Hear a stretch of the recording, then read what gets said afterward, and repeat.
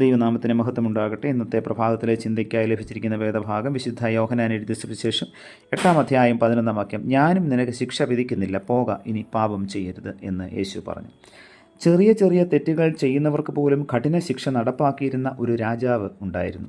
ഒരിക്കൽ അദ്ദേഹത്തിൻ്റെ അടുക്കൽ ഭടന്മാർ ഒരു മോഷ്ടാവിനെ കൊണ്ടുവന്നു. വിശപ്പ് സഹിക്കാനാവാതെ ഒരപ്പക്കഷ്ണം മോഷ്ടിച്ചതാണ് അയാൾ ചെയ്ത കുറ്റം. രാജാവ് അയാൾക്ക് വധശിക്ഷ വിധിച്ചു. അവസാനമായി എന്തെങ്കിലും പറയാനുണ്ടോ എന്ന് രാജാവ് അയാളോട് ചോദിച്ചു. അയാൾ പറഞ്ഞു, എൻ്റെ കൈവശം ആപ്പിൾ മരത്തിൻ്റെ വിത്തുണ്ട്. കുഴിച്ചിട്ടാൽ ഒറ്റ രാത്രി കൊണ്ട് അത് വളർന്ന് ഫലം തരും. ഒരു സന്യാസി എനിക്ക് തന്നതാണ്.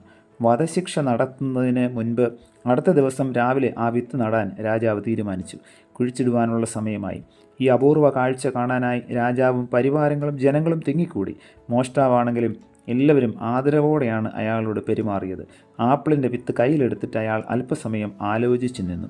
എന്നിട്ട് അയാൾ പറഞ്ഞു, ഇത് നടാൻ ഞാൻ യോഗ്യനല്ല. ആരുടെയെങ്കിലും എന്തെങ്കിലും മോഷ്ടിച്ചയാൾ കുഴിച്ചിട്ടാൽ ഇത് കിളിർത്തു വരികയില്ല. അതുകൊണ്ട് നിങ്ങളിൽ ആരെങ്കിലും ഒരാൾ വന്ന് ഇത് കുഴിച്ചിടുക.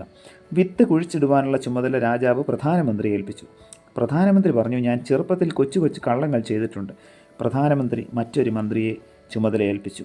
മന്ത്രിമാരെല്ലാം ഇതേ കാരണത്താൽ ചുമതലയിൽ നിന്നും ഒഴിഞ്ഞു മാറി. പിന്നീട് രാജാവ് സൈന്യാധിപനെ ഈ ചുമതല ഏൽപ്പിച്ചു.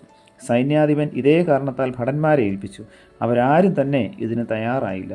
ഭൂതകാല ജീവിതത്തിൽ എല്ലാവർക്കും മോഷണത്തിൻ്റെ കളങ്കം ഉണ്ടായിരുന്നു.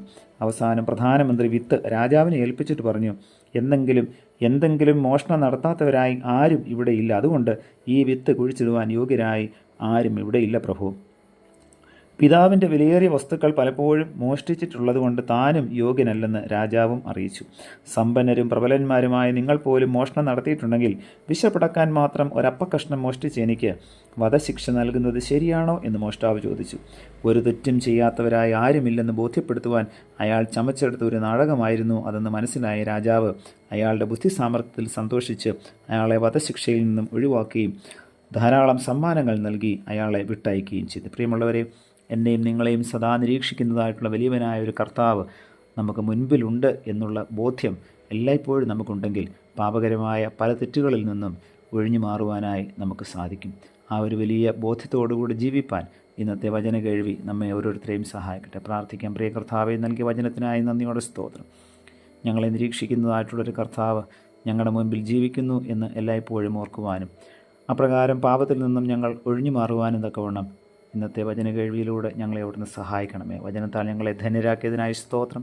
പുത്രൻ്റെ നാമത്തിൽ പ്രാർത്ഥന കേൾക്കണം പിതാവേ. ആമേൻ.